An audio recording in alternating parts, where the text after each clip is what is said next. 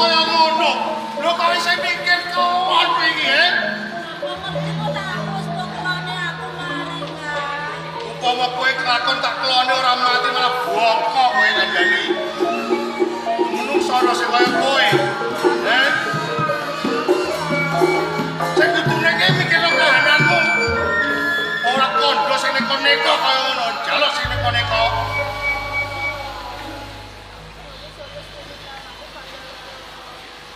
Jaluk kalau tak dapat diasem kaya ngono. Ora, Kang. Napa?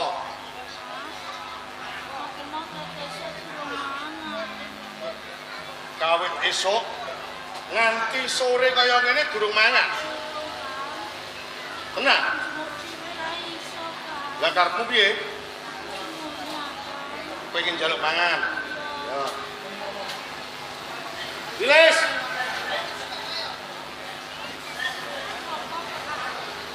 Dari kandhane simbokmu wit esuk nganti sore durung kebon sego. Simbokmu sambat wetenge luwe pengen njaluk mangan, ora suntik.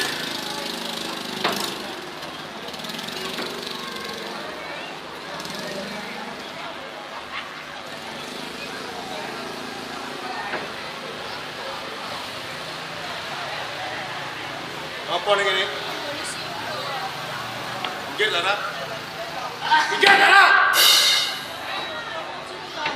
Cak cilik pengitung tuh. Nah.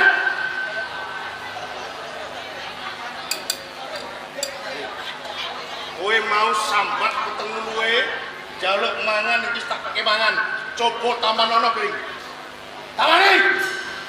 Lho tampani lho. Kak kowe iki piye karepmu, Lho tampane piring bae ora kuat. Lho, abote piring iki piro ya? Wondene kaya tak tampani piring. Piye? Kowe njaluk durang. Wong wedok matene picek iku. Ora kena keloni, senengane nganyel wong lanang bloko lho. Wong lanang sing betane omah kaya ngene.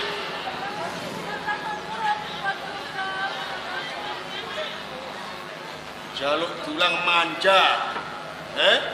Alman.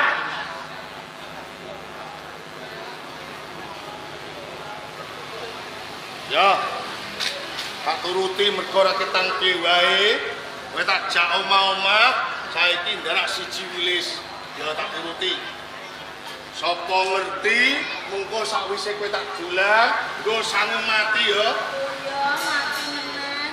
Mari ngono, Kang. Ya. Mari. Lah. Sithik-sithik apa akeh-akeh? Apa kok sithik-sithik mesisan gawe sing akeh sing gudi-gudi lak kelolot bendang mati lho. Lho ya mati meneh. Iya. Waras. Angap. Lho ki jane iso mangap ta ora kuwi? Dipeksa. Ben sekali iso mlebu kalau melet kaya bulus.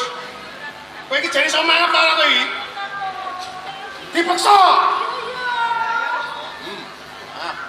Iki bulu banget.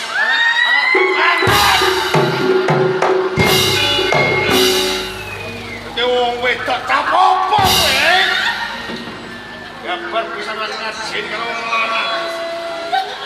Lho aku iki mau antuk apa? Kok antuk bakarmu ngono piye? Kok antuk buramu ngono piye? Enggak kene kok ora bisa ngasin karo wong lanang babar pisan.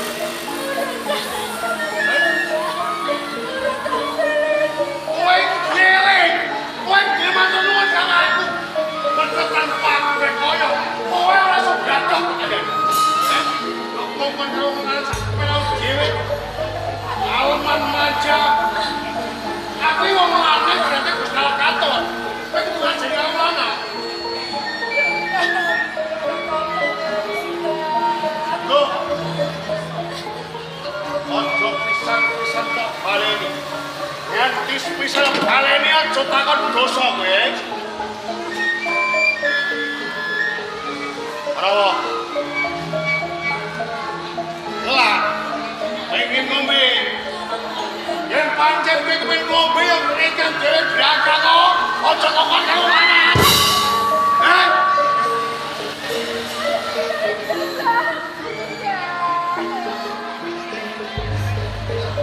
Yo. Giles.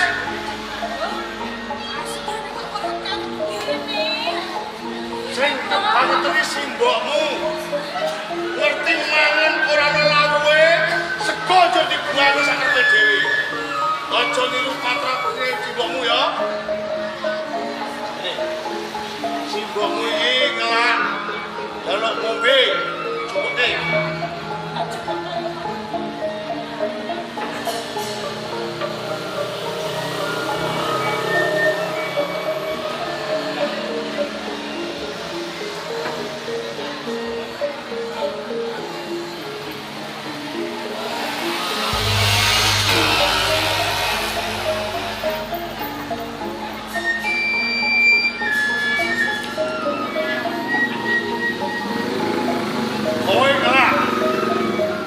Jaluk ngombe. Sing ngelak asal kowe tok. Aku gembor-gembor ngene iki ya kalah andane.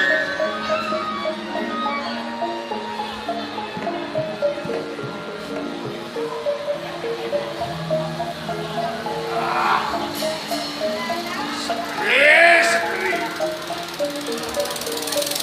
Amani. Deni kita nani.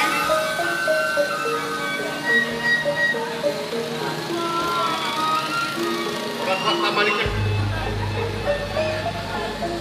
Jane kowe iki lara apa to sese? Otot iki depedhot ngono piye kowe iki? Ewon dene kaya kedhi wae ora kuat tapi kedhi ora kuat iki, Karepmu piye? Jaluk diobeni.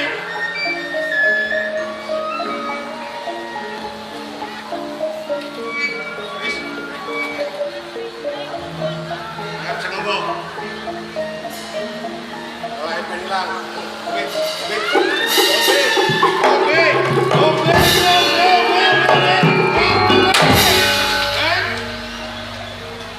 Kowe janji karo aku apa sih? Kowe ora bakal baleni tumidak. Kowe ora bakal kokonan karo wong lanang. Ning nyatane pasen bae. Minang durung abang kabeh tumidakmu. Pancen kowe wetan loro lan ndek kapok. Hei, kalau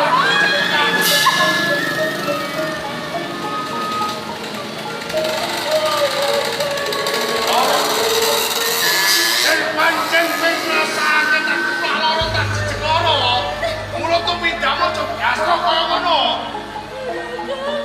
Wong wadon kudu duweni tata. Yo. Kudu bisa ngajeni wong lanang. Loh.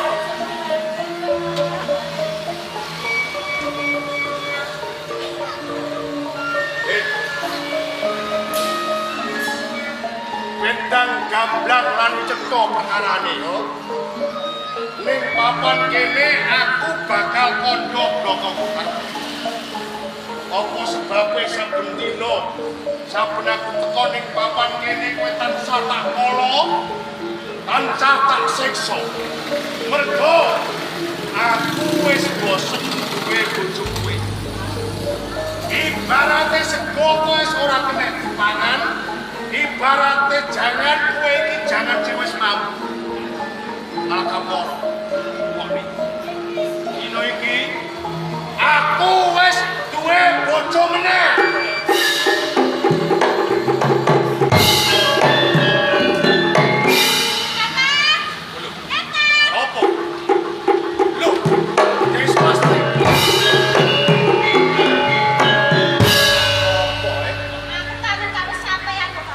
Nyusul karo aku mergo kangen. Mesti bae sing banget anggone sampean ning karo aku lho, Kakak. Iki tenan. Kowe kangen karo aku. Ya padha aku ya kangen karo kowe. Piye? Ora buta. Iki sapa, Kakak? Kowe pengen ngerti? Heeh. Wawaton kuwi. Ya iki bojoku sing dadi kembang amben iki, Mang. Iki bojomu? Iya. Iki bojomu, Kakang? Iya. Kowe kok apa-apa krungu tembunge gregeteng ning atimu. Tembunge piye, Kakang? Lho kahanan lara nemen kaya ngene lho kok iso-isane dhewe ditembung jaluk kelon. Lho iya. Jaluk kelon. Jaluk kelon. Lho iki piye iki? Lah banjur mabuk kok kelon ta ora? Ora buta lah kok ketelan penyakit piye. Wong dene lara. Ya pancen kudu ngono ta. Lah iya. Lah sampeyan ketularan mesti bae aku kok bakal ketularan. Lah iya. Ana apa? Iki to. Ya, kuwi bojoku seneng.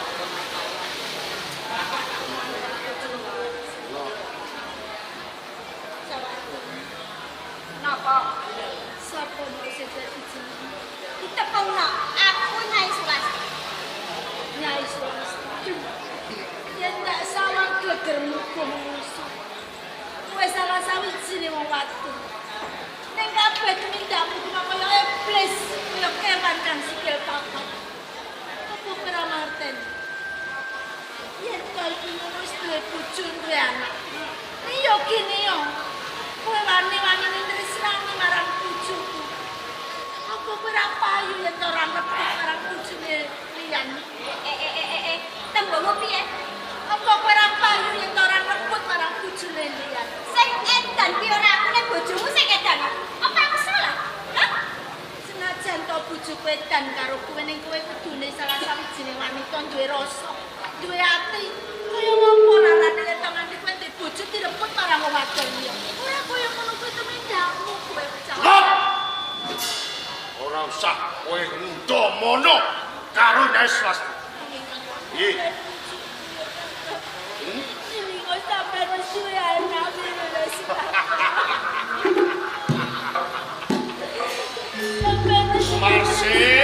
Masih.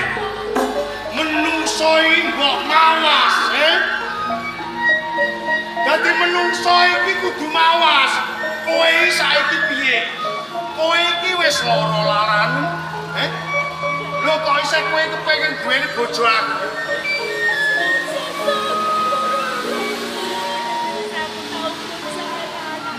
Aku ngerti.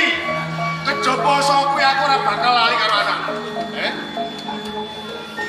Kakang sekolah. Piye? Sawise aku krungu kabeh tembunge bojomu. Yen aku bar kaya bojone dhewe.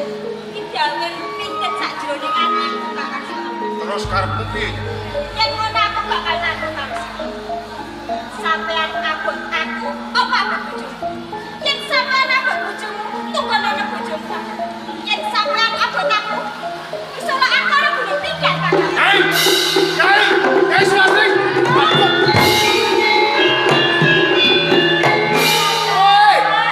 Wong beto.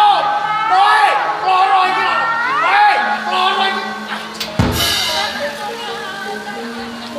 Kowe wis lara nemen kaya ngerti sak gone ning kene ya. Ngerti kok priwon dhewe.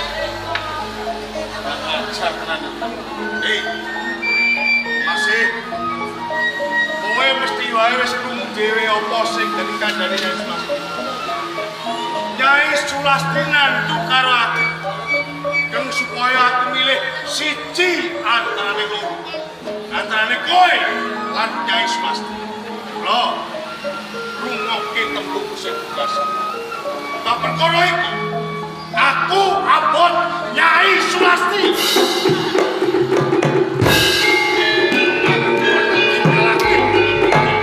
Awas.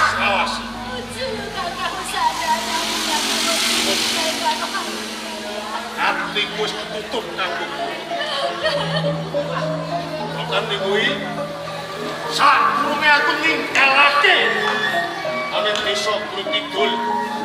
Mergo Wilis iki mapan ing Gunung Kidul barengan karo kowe. Tak jaluk kanthi banget.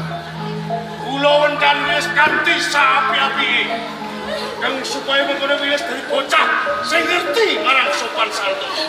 Nanging kok nganti kleru kon kula wendah Wilis, sakemah Wilis dadi bocah wadon sing kurang ajar. Kowe aja takon dosa. Aku bakal tekoni papan kene. Tak ketok ngomong ngerti ora.